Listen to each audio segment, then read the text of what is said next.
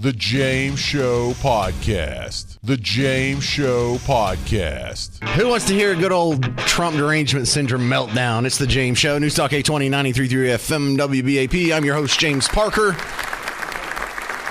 And today's example comes to you from James Carville. Now, James Carville is a guy that's known as a big player in Democrat politics. Everything from Bill Clinton to Obama to the modern day. People have leaned on him, and he's been fairly successful.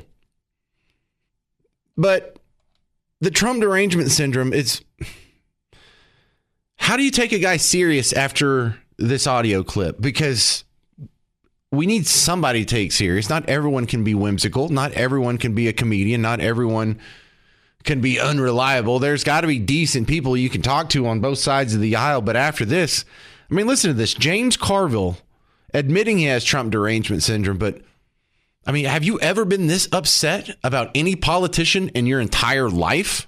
You're right. I got Trump derangement syndrome. I hate the and you know what? I don't want to get rid of it. I don't want to get better. I want to get worse. I want to hate him more. I pray to God in heaven, God reign the righteous reign of Trump derangement syndrome. Pray for me, Lord. I'm your vessel on this earth. Pray for the people that listen to this. We want more. We want to hate the son of a so much that we can't see straight. And oh my God, James, you can't give him credit for getting rid of the penny?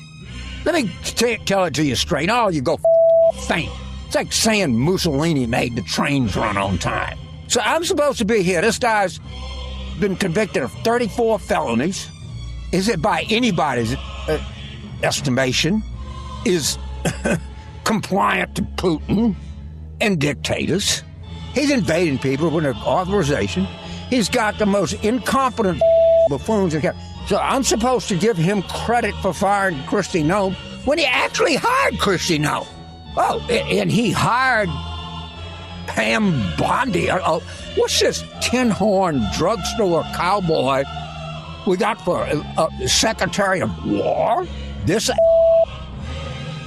okay. Don't even get me started. What about illustrious labor secretary? I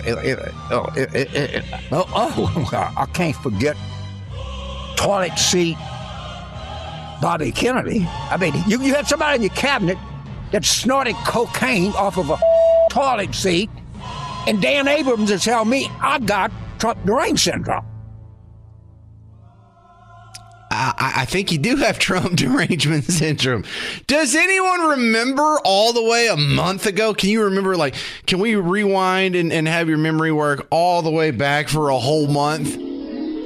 Because I want to go back to the halftime show. Bad Bunny was the halftime performer. Now, I myself, Bad Bunny fan of his music. His politics are terrible, but that's kind of par for the course for most of my favorite musicians. Remember what the final message was on the Jumbotron and everybody cheered? Do you remember what the quote was from the halftime show? The only thing more powerful than hate is love. This is the annoying part about it. They run around just screaming into their phone, having mental breakdowns about Donald Trump, about MAGA Republicans, about conservatives, about Christians, about straight people, about anything that is opposed to them. They call for your death. They call for your punishment. They cheer when Charlie Kirk is shot and killed in front of your face. They cheer when Donald Trump is shot in the ear. They cheer for most of these nasty, awful acts of violence. They're committing the acts of violence. They're shooting up Austin. They're throwing bombs in front of Mom Donnie's mayoral mansion. They're flamethrowing people. They're driving cars in crowds. They're shooting up our ICE detention facilities here in Dallas, Alvarado, McAllen. But the only thing more powerful than hate is love. How is the party, how is the ideology that is committing all the hate, lecturing the other side of the aisle about hate? Because that's what they'll tell you. They'll be, the maggots, they're just all about hate. They just hate, and, we're the ones with empathy. Did that sound like empathy? Did James Carville sound like empathy? Did the guy chucking the bombs at the stupid Jake Lane protest, was that empathetic? Was it an empathetic mass murder that we had in Austin last weekend? Was it empathetic when you're shooting at ICE agents in Dallas and Alvarado? I mean, the list keeps going on and on. Y'all can't stop committing acts of violence and then turning around and lecturing us about being hateful. We're not going into your schools and shooting up your children. But people keep coming into Christian schools and shooting Christian children. And it's not a happenstance. It's not like, I was just shooting up schools and this one happened to be Christian. No, the last couple have been trans motivated, attacking us specifically because of our religion, an actual hate crime. But we got to get lectured in the Super Bowl. And the thing that bothers you about the Super Bowl is these people walk away actually thinking, yes, we're the lovey ones, we're the empathetic ones, and they're the hateful ones. What the hell are you talking about?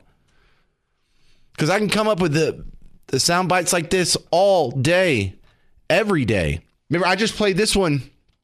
What was this, from March 4th? Oh, good. So last week. And literally, if you have any part to play... literally? You already know this is going to end badly. And literally, if you have any part to play in the American military industrial complex, literally, you. I hope you never make it home. I'm so serious. There's many examples. Here's another one. Just hating MAGA. I'm going to make one thing clear. I'm going to say it loud so the people in the back can hear me. If you voted for and if you support this current administration and the orange turd that called himself president of this country, you are the most un-American and unpatriotic thing to ever exist. We do not have kings and we do not have dictators in our democracy. Period.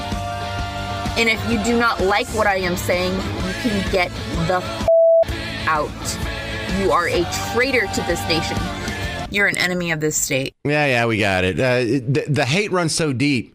When we get upset about flags being flown at protests or in public, it's like, hey, why are we flying all these foreign flags? Why are we flying the Palestinian flag? Why are we flying the Mexican flag? What does Team Blue complain about? American flags. I'm here enjoying a nice day at the beach with my kids. And I turn around, I got these flags planted here on the beach by these MAGA. Listen, this is all America.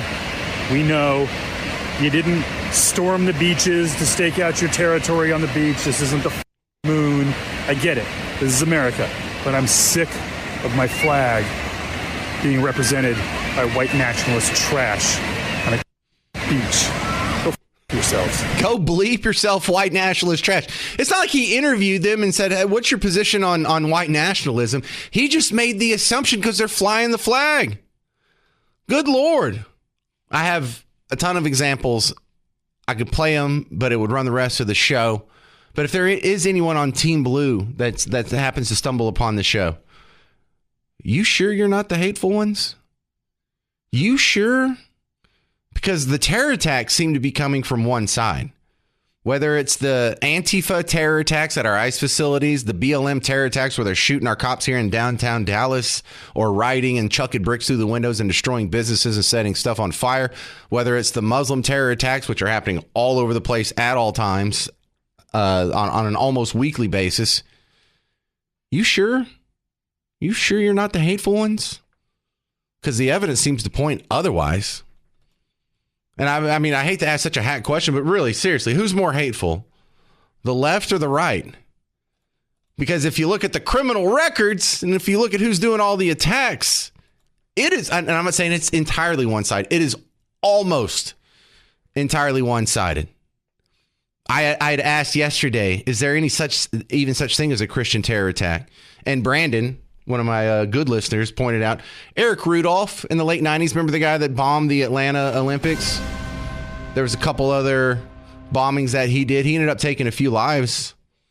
So, okay, there's one guy that was not just a Christian, but motivated by his Christian faith. There's a couple of isolated incidents where one guy killed an abortion doctor, and there was one guy that bombed an abortion clinic in 2007, but nobody got killed. So really, the body count for Christian terrorism is at like 4. And the last time it happened was the late 90s. So I think it's pretty damn one-sided. You're right. I got Trump derangement syndrome. I hate the and you know what? I don't want to get rid of it. I don't want to get better. I want to get worse. I want to hate him more. I pray to God in heaven, God reign the righteous reign of Trump derangement syndrome. Pray for me, Lord. I'm your vessel on this earth. Pray for the people that listen to this. We want more. We want to hate the son of a so much that we can't see straight. And oh my God, James, you can't give him credit for getting rid of the penny? Let me tell it to you straight. Oh, you go faint. It's like saying Mussolini made the trains run on time. So I'm supposed to be here. This guy's been convicted of 34 felonies. Is it by anybody's estimation is compliant to Putin and dictators. He's invading people with an authorization. He's got the most incompetent buffoons. So I'm supposed to give him credit for firing Kristi Noem when he actually hired Kristi Noem. Oh, and he hired Pam Bondi. Oh, what's this tin horn drugstore cowboy we got for Secretary of War? This. Calm. Don't even get me started. What about? Calm down. This guy. Remember the lady I played for you? I guess this was 2-3 weeks ago. Here's a great liberal crash out. Here's the thing. I don't want impeachment. I don't want them to serve time.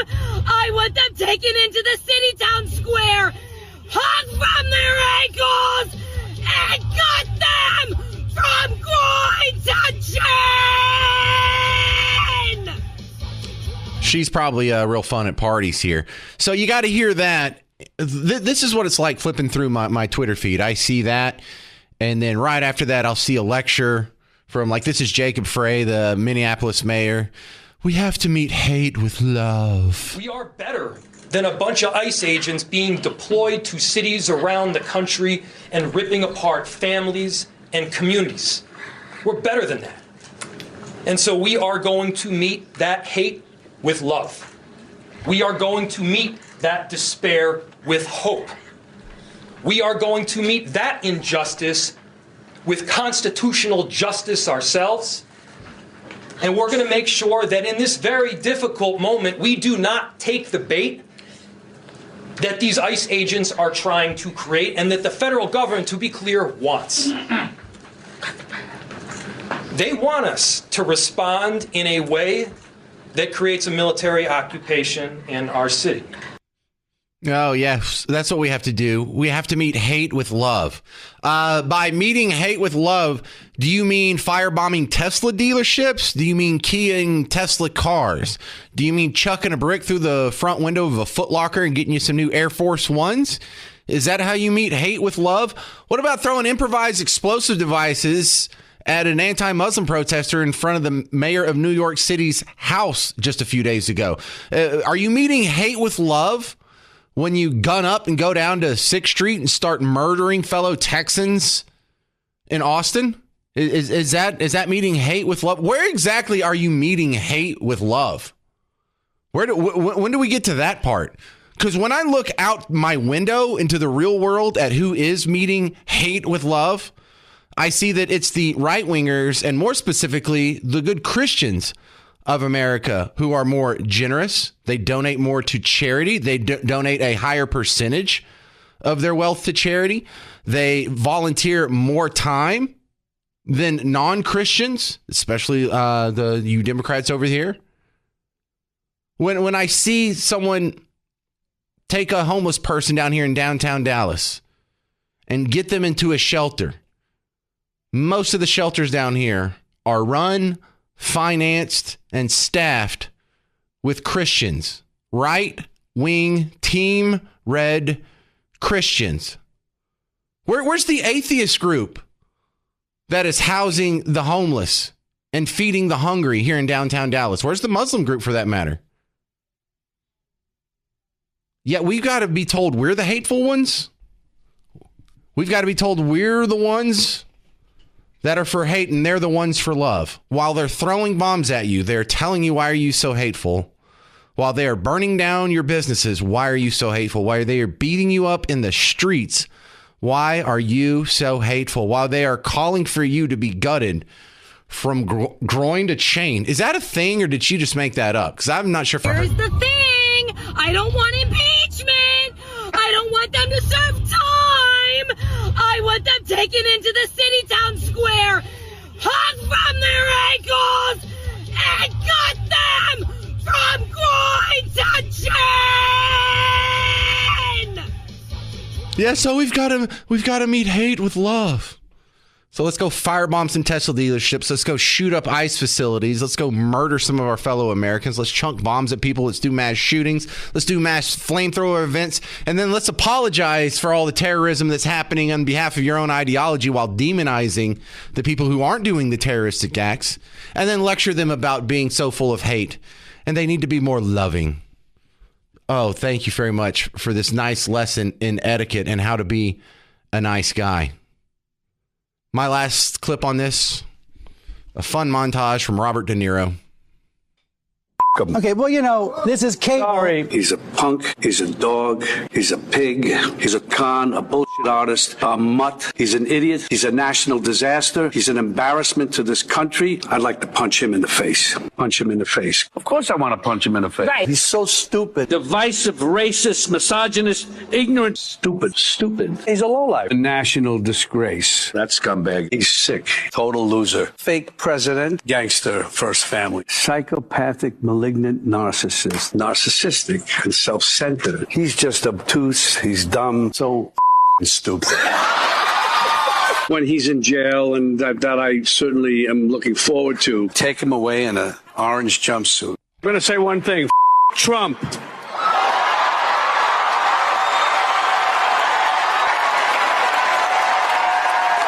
It's no longer down with Trump. It's Trump. All right, now, did you get the message here? Can you stop being so hateful and start being nicer like our left-wing brothers here in America?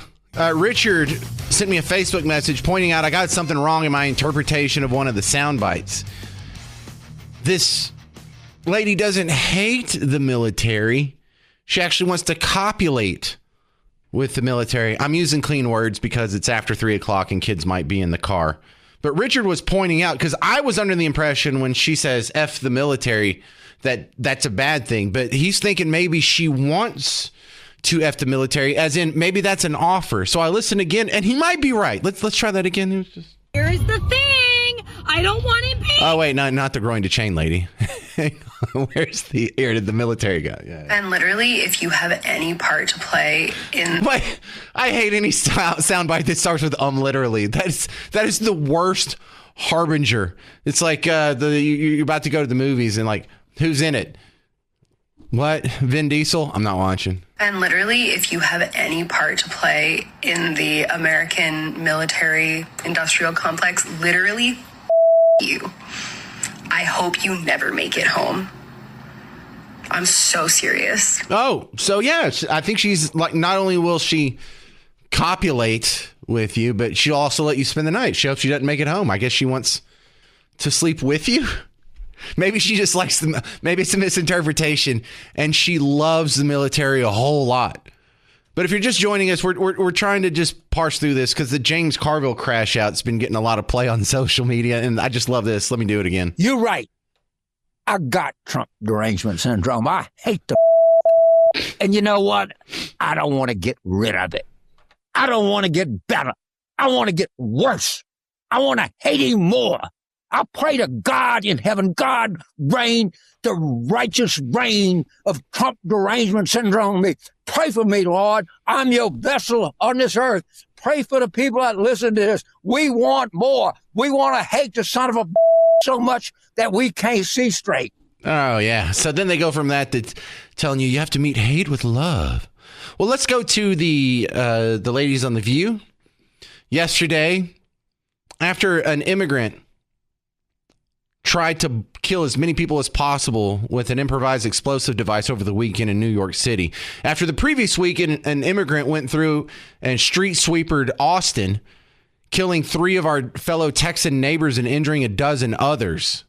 After all this, we have to get a lecture on how immigrants are so awesome and so nice and so much better than you are. But people who pay taxes, because just because you haven't become a citizen doesn't mean you're not paying taxes. Actually, most undocumented immigrants pay more taxes than anyone. And we should also mention that they're 5 times less likely to commit crimes than Americans. Citizens. That kind of counts if you say immigrants pay more taxes than American citizens. I mean, some immigrants pay more taxes than American citizens because the man who holds the record for the most amount of taxes paid to the federal government in a single year is Elon Musk, an immigrant. What do you think about the fine immigrants up at the Leering Center in Minnesota? You think they're a net positive on the tax base? Yes, they pay more in taxes and they commit less crimes and they're just better people. Boy, you really do hate me, don't you, Sonny Hostin?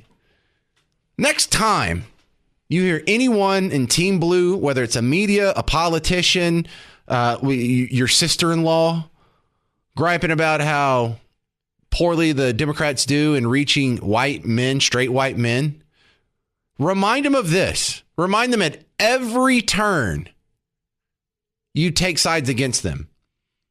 Even when a Muslim immigrant of color is trying to murder a straight white man with a bomb in the middle of the street while yelling Allahu Akbar, they'll come out and they'll have to say nice things about the immigrants. Well, yeah, just because he's trying to murder you in the street with an improvised explosive device, they commit less crime and they pay more in taxes. And I love the less crime statistic because it's impossible for them to commit less crime if they're here illegally. They committed a crime to get here. They're committing a crime every day by staying here. And so unless everyone else in the population is committing crimes every day, then of course they commit more crimes. Well, that's not what they mean.